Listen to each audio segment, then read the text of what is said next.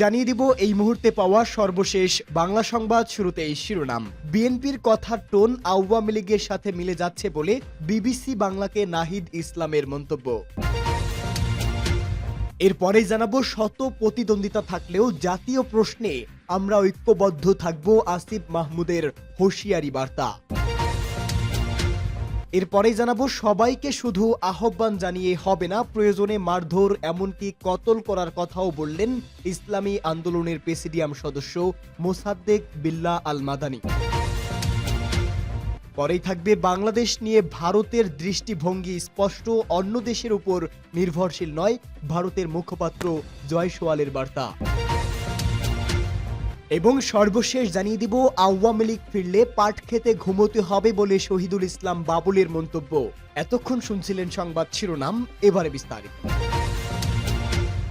বিএনপির কথার টোন আওয়ামী লীগের সঙ্গে মিলে যাচ্ছে বলে উপদেষ্টা নাহিদের মন্তব্য।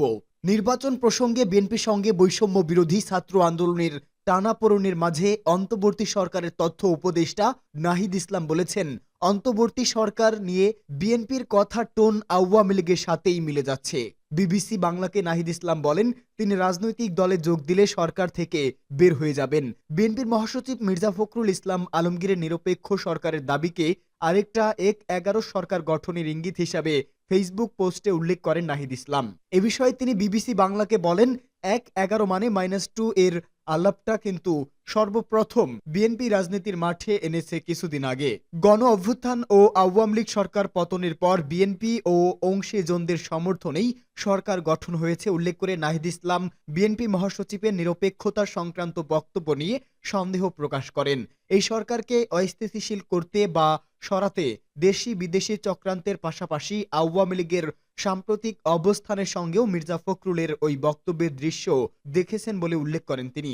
নাহিদ ইসলাম বলেন, সম্প্রতি আওয়ামী লীগের কেন্দ্রীয় কার্যনির্বাহী কমিটির সদস্য মোহাম্মদ আলী আরাফাত সে কিন্তু স্ট্যাটাস দিয়েছে যে এটা অবৈধ ও অনির্বাচিত সরকার, একটা নিরপেক্ষ সরকার লাগবে, এর আন্ডারে সুষ্ঠু নির্বাচন হওয়া সম্ভব না। তাতে বোঝাই যাচ্ছে একই টনে আমরা যখন কথা বলতে দেখছি, এটা কিন্তু একটা সন্দেহ তৈরি করে। আওয়ামী লীগের ফেসবুক পেজে দেওয়া এক পোস্টে মোহাম্মদ আলী আরাফাতকে উদ্ধৃত করে বলা হয়, অধ্যাপক মোহাম্মদ ইউনূসের সরকার অনির্বাচিত ও অসাংবিধানিক সরকার।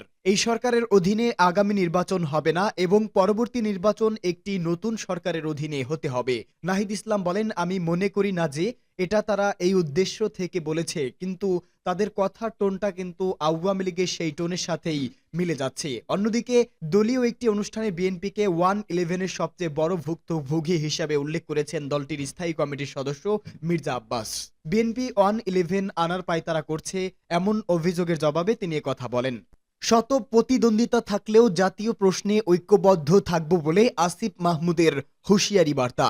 শত প্রতিদ্বন্দ্বিতা থাকলেও জনগণের কল্যাণে জাতীয় প্রশ্নে সবসময় ঐক্যবদ্ধ থাকার কথা জানিয়েছে স্থানীয় সরকার এবং যুব ও ক্রীড়া উপদেষ্টা আসিফ মাহমুদ সজীব ভুঁইয়া।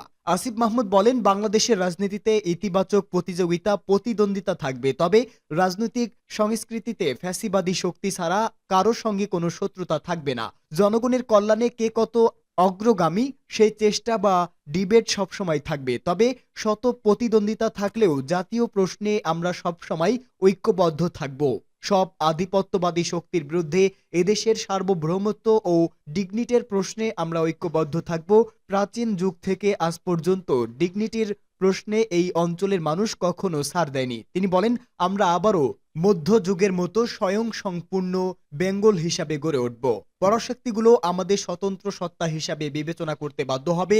অর্থনৈতিক সামাজিক প্রবৃদ্ধির মাধ্যমে প্রতিবেশীদের জন্য ঈর্ষার কারণ হবে বাংলাদেশ।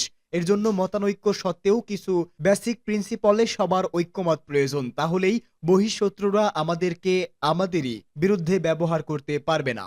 অন্তর্বর্তীকালীন সরকারের এই উপদেষ্টা আরো বলেন, ক্ষুদ্র ব্যক্তি কিংবা গোষ্ঠীর স্বার্থে ঊর্ধ্বে স্থান পাবে জাতীয় স্বার্থ। আমরা এমন একটা বাংলাদেশের স্বপ্ন দেখি, এমন বাংলাদেশ গড়ার লড়াইয়ে ফ্যাসিবাদ বিরোধী সব শক্তির মধ্যে ঐক্যের বোঝাপড়া থাকাটা গুরুত্বপূর্ণ।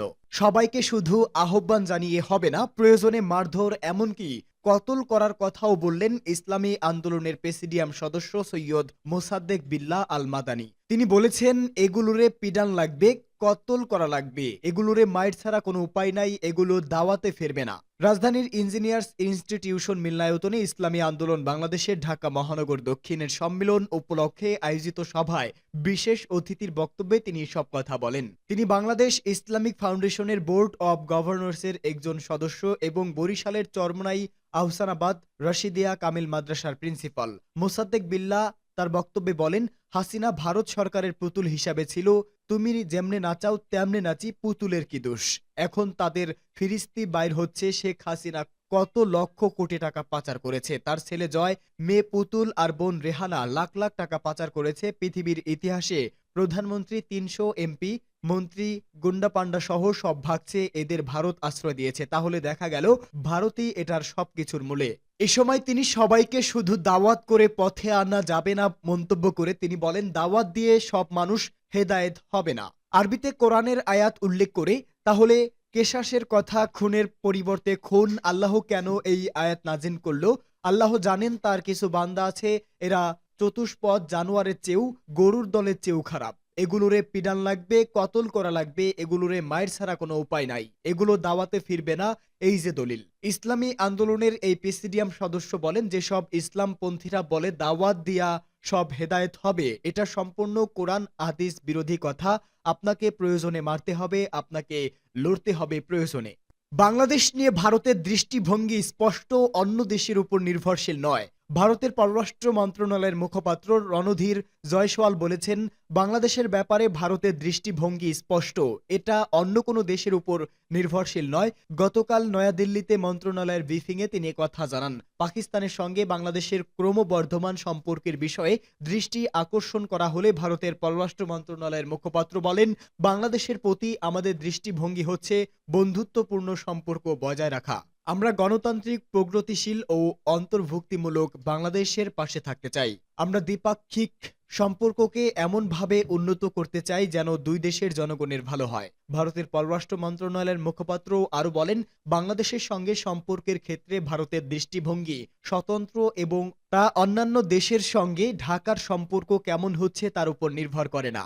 পাকিস্তানের আইএসআই কর্মকর্তাদের বাংলাদেশ সফর নিয়ে খবরের বিষয়েও প্রশ্ন ওঠে ভারতের পররাষ্ট্র মন্ত্রণালয়ের ব্রিফিংয়ে। মুখপাত্র রণধীর জয়সওয়াল বলেন, আমাদের জাতীয় নিরাপত্তার সঙ্গে সম্পর্কিত এই অঞ্চলের সব ঘটনার উপর আমরা নিবিড়ভাবে খেয়াল রাখছি। আমরা সবকিছুই পর্যবেক্ষণ করি এবং নিজেদের নিরাপত্তা নিশ্চিতে যথাযথ ব্যবস্থা নিয়ে থাকি। এদিকে সীমান্ত ইস্যুতে এক প্রশ্নের জবাবে মুখপাত্র রণধীর জয়সওয়াল বলেন, সীমান্ত বেড়া দেওয়ার বিষয়ে ভারত বাংলাদেশের মধ্যে অনেক সমঝোতা আছে।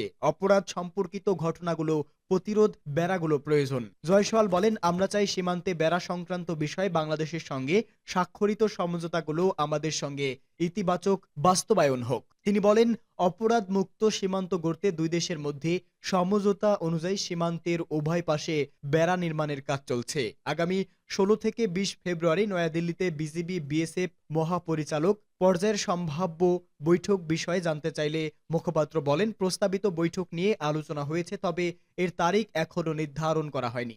আওয়ামী লীগ ফিরলে আবারও পাট খেতে ঘুমাতে হবে বলে শহীদুল ইসলাম বাবুলের মন্তব্য। জাতীয়তাবাদী কৃষক দলের সাধারণ সম্পাদক শহীদুল ইসলাম বাবুল বলেছেন, 17 বছর আওয়ামী লীগের নির্যাতন সহ্য করেছি, মাত্র 6 মাস পার হলো না, সেই আওয়ামী লীগের প্রতি এত মায়া কেন?